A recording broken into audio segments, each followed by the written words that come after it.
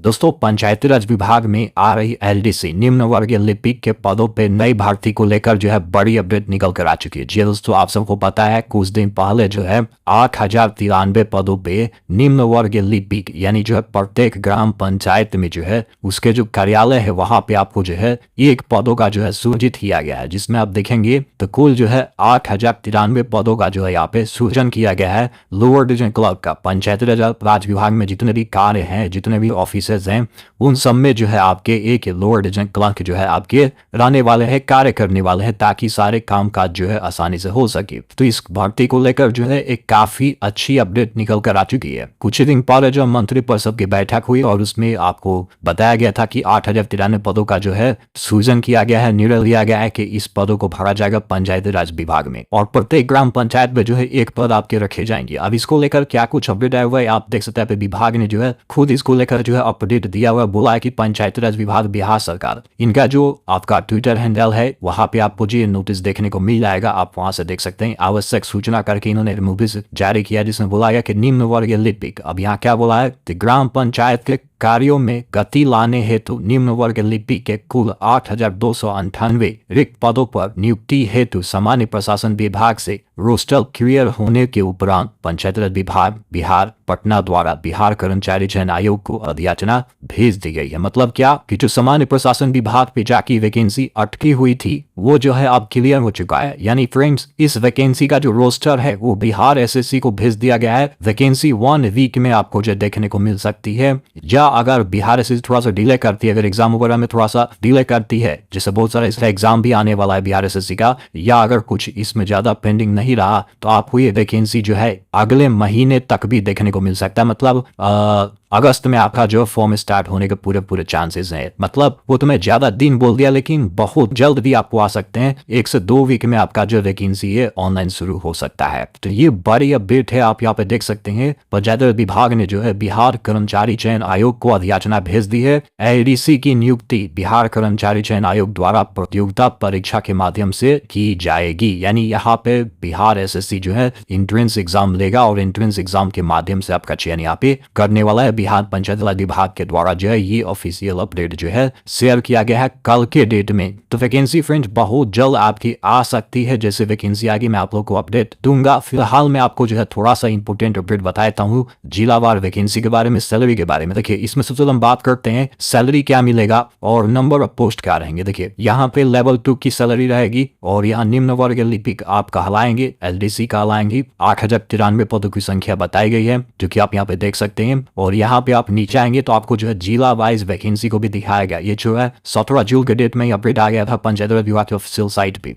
पे ये कार्यालय है और इन सब कार्यालय में जो है आपकी वैकेंसी रहने वाली अलग अलग जिला वाइज वैकेंसी आपको दिखाई गई है। और जैसे ही फ्रेंड्स आप कुछ वर्षों तक कार्य करेंगे, आपका प्रमोशन होगा तो आप यूडीसी बनेंगे। जी दोस्तों, अपर डिवीजन क्लर्क बनेंगे। क्योंकि अभी ये नई वैकेंसी है, बिल्कुल फ्रेश वैकेंसी। इससे पहले पंचायत राज विभाग में इस प्रकार का कोई वैकेंसी नहीं, कोई पद कार्यरत लोग नहीं थे। तो यहाँ पे सीधा जो है निम्न वर्ग लिपिक यहाँ पे सृजन हुआ 8,093 और जैसे आपका प्रमोशन होगा तो आप यूडीसी बनेंगे। उसके बाद आप जब प्रधान लिपिक भी बनेंगे आगे चल के, तो सैलरी आपकी बढ़ेगी भी जैसे आपका प्रमोशन होगा। सैलरी की बात करें तो सैलरी देखिए यहाँ पे विस्तार से इन्होंने बताया हुआ है कि सैलरी क्या आपको मिलेगा। देखिए, स्टार्टिंग सैलरी यहाँ पे आपका लेवल 2 का वेतन स्तर क्या रहेगा, लेवल 2 रहेगा। लेवल 2 की सैलरी आप देखेंगे तो यहाँ पे मूल वेतन यहाँ पे कितना होता है 19,900 और महंगाई भत्ता 30% ऐड होगा जिसको हम लोग डेयर अलाउंसेस बोलते हैं 10,547 रुपया और इसमें ऐड कर दीजिए, प्लस कर दीजिए। इसके बाद से प्लस यहाँ पे होगा जो कि ड्रेवर अलाउंसेस नहीं मिलेगा आप लोग को, मकान किराया 5% मिलेगा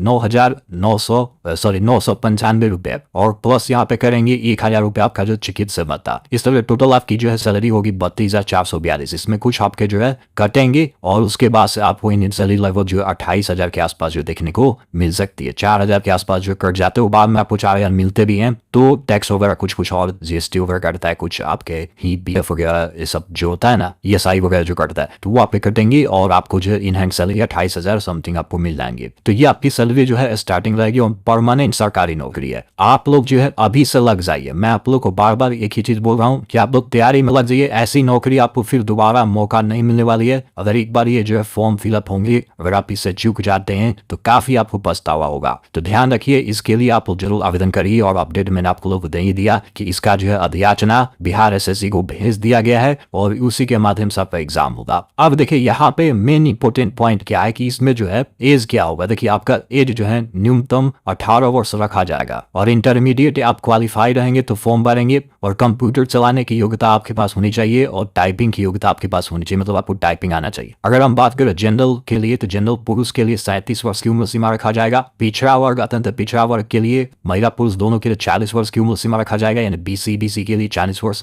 मैक्सिमम उम्र सीमा, और SC/ST के लिए 42 वर्ष की उम्र सीमा रखी जाएगी। और सेनावृत्त कोई है तो उनके लिए 60 वर्षों का जो है उम्र सीमा रखा जाएगा। सिलेक्शन प्रोसेस हम आपको समझा देते हैं। तो देखिए अभी हाल ही में जो है BPSC के द्वारा जो है सेम इसी पद पे LDC के पद पे वैकेंसी निकाली गई और उसमें भी आपका यही जो सैलरी लेवल था, क्वालिफिकेशन भी सेम यही था। अब यहाँ पे आप देखेंगे चयन प्रक्रिया भी वहां पे आपको यही दिया था जो कि मैं आपको बताने वाला हूँ। 40,000 से अधिक अगर आवेदन आते हैं तो आपको जो है प्रारंभिक परीक्षा जो है, मतलब 40,000 से अगर कम आवेदन आते हैं तो प्रारंभिक परीक्षा नहीं भी जाएगी, सीधे आपका मेंस एग्जाम होगा। लेकिन 40,000 से अधिक आवेदन प्राप्त होते हैं तो 2 चरणों में आपको परीक्षा ली जाएगी, एक प्री होगा और एक मेंस होगा। तो आपको क्या लगता है 40,000 से अधिक आवेदन नहीं आएंगे, 100% आएंगे, तो आपको 2 फेज में एग्जाम देना होगा। 100% तय है कि 2 फेज एग्जाम होंगे क्योंकि 40,000 नॉमिनल फॉर्म में आ जाते हैं जिसमें 20-25 वैकेंसी है। तो इस तरह से समझिए कि 40,000 से अधिक वैकेंसी आएगी, आपको 2 परीक्षा देना होगा, एक प्रारंभिक परीक्षा और एक मुख्य परीक्षा। अब जो प्रारंभिक परीक्षा होगा फ्रेंड्स, उसमें आपको जो सामान्य अध्ययन के 50 प्रश्न होंगे, सामान्य विज्ञान और गणित से जो 50 प्रश्न होंगे और मानसिक क्षमता से आपके जो है 50 प्रश्न होंगे। 150 जो है यहाँ पे क्वेश्चन आपके पूछे जाएंगे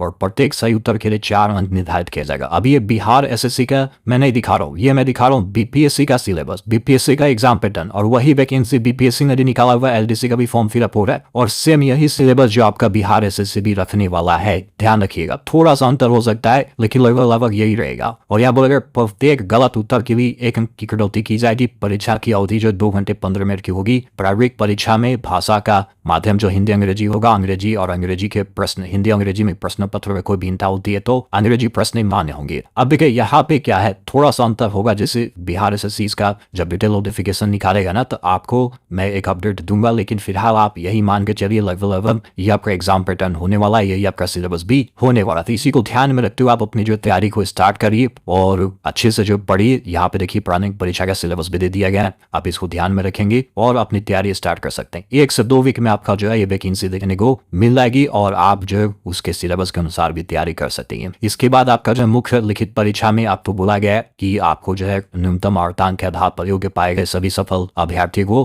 टंकर एवं कंप्यूटर जांच परीक्षा में आपका बुलाया जाएगा। तो जो मुख्य परीक्षा पास करेगा उनको आगे का जो प्रोसेस होगा फ्रेंड्स वो टाइपिंग होगा और उसके बाद से कंप्यूटर रिलेटेड क्वेश्चंस आपके पूछे जाएंगे। टाइपिंग के बारे में अभी बताया गया। तो देखिए आपको सबसे इंपॉर्टेंट पॉइंट क्या मैं बता रहा हूँ, ये ध्यान रखिए कि देखिए फॉर्म भरने से पहले आपके पास जो है जाति निवास होना चाहिए। अगर आप जो है BC से हैं तो NCL आप बनवा लेंगे। क्या बनवा लेंगे? नॉन क्रिमिनल सर्टिफिकेट बनवा लेंगे। NCL आपके अपने ही ब्लॉक में बनता है, कोई दिक्कत नहीं है, कहीं जाने का सकता नहीं है। जाति हो गया और BC के लिए NCL हो गया और SC/ST के लिए भी जाति हो गया। EWS के लिए EWS बनवा लेना आपको। और उसके बाद से सबसे इंपॉर्टेंट पॉइंट कंप्यूटर का नॉलेज आपको मांगा गया है। तो कंप्यूटर में आपका DCA या ADCA कम से कम 6 महीना से अधिक का जो है कोर्स होना चाहिए, ठीक है ना। DCA हो गया या ADCA सर्टिफिकेट हो गया, ये सब कोर्स आपके पास जो है होने चाहिए, सब सर्टिफिकेट होना चाहिए। इसके अलावा कहीं मांग दे टाइपिंग सर्टिफिकेट तो टाइपिंग भी आपके पास होना चाहिए। जैसे मान लीजिए सिविल कोर्ट में जब वैकेंसी निकाली गई थी तो टाइपिंग सर्टिफिकेट मांग दिया था, तो काफी सारे बच्चे जो है कंफ्यूज हो गए थे कि टाइपिंग सर्टिफिकेट कहाँ से लाए। तो इसीलिए अपने पास सर्टिफिकेट बनवा के रखिए। कोई वैकेंसी आए